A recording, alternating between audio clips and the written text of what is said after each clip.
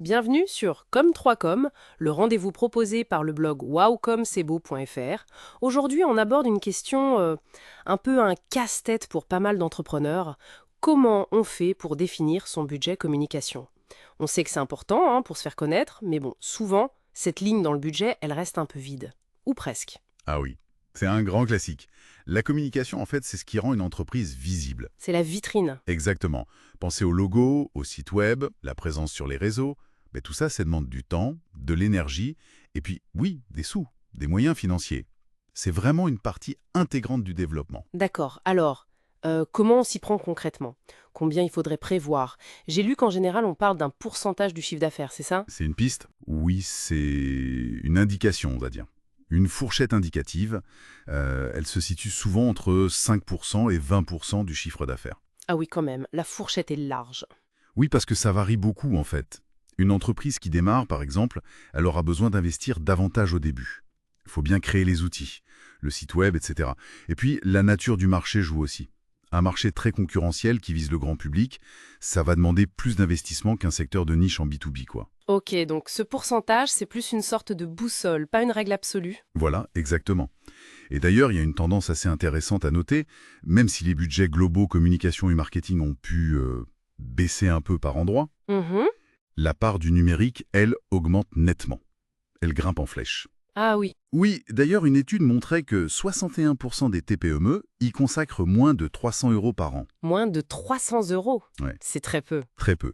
Alors que 7% dépassent les 5000 euros. Ça montre bien les écarts et qu'il n'y a pas une seule réponse. D'accord, donc ça dépend vraiment de la situation de chacun.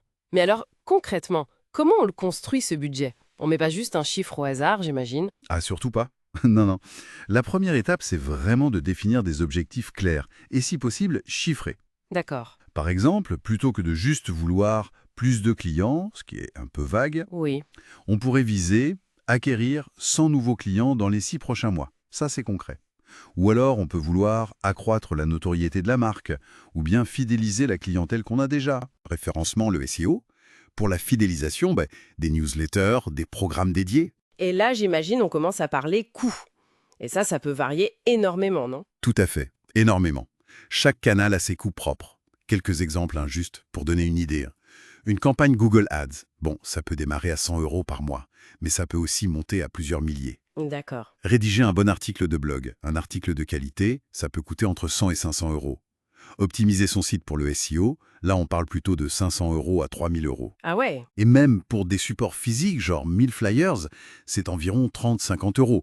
Et puis organiser un stand sur un salon, ah là, ça peut vite monter à plusieurs milliers d'euros. Donc oui, il faut estimer le coût de chaque action qu'on envisage. Et il faut aussi être réaliste par rapport aux ressources de l'entreprise, j'imagine. On n'a pas tous les mêmes moyens, surtout au début. C'est un point très important, oui.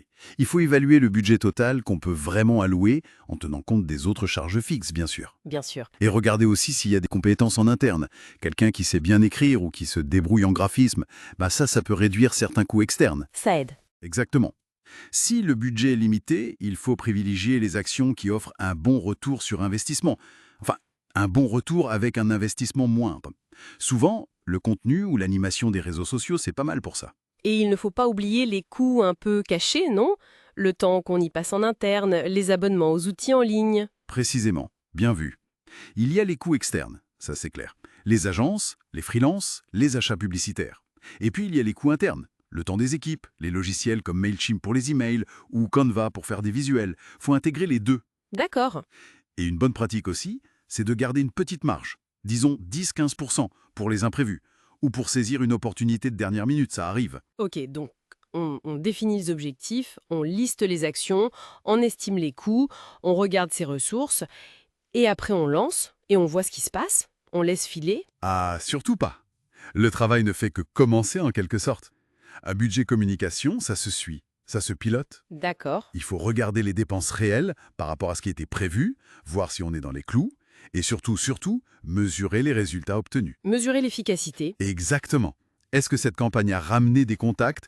Combien de personnes lisent vraiment la newsletter? Des outils comme Google Analytics, ça aide beaucoup pour ça. Et si une action fonctionne bien, on peut décider d'y allouer plus de budget la prochaine fois.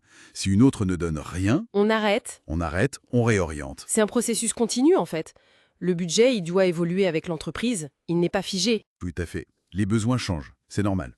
Au lancement, on va peut-être mettre le paquet sur la notoriété. Plus tard, l'accent sera mis davantage sur la fidélisation, peut-être. Il faut réévaluer régulièrement. On peut aussi jeter un œil à ce que font les concurrents. Ça donne des repères. Mais attention, sans copier aveuglement. Chaque entreprise est unique. Oui, chacun sa stratégie. Voilà. L'idée, c'est de prioriser ce qui est rentable, ce qui apporte un retour sur investissement. Mesurable. Finalement, définir son budget communication, ce n'est pas juste une question de chiffres dans un tableau, quoi. C'est surtout s'interroger sur où on veut aller, quels sont nos objectifs, et comment la communication peut y contribuer de manière concrète. Et mesurable. Hmm. Peut-être que la vraie question, ce n'est pas seulement combien dépenser, mais plutôt comment est-ce que chaque euro dépensé nous rapproche vraiment de nos objectifs. Voilà, qui donne des pistes intéressantes pour y voir plus clair. Merci beaucoup pour cet échange et cet éclairage. Rendez-vous au prochain épisode.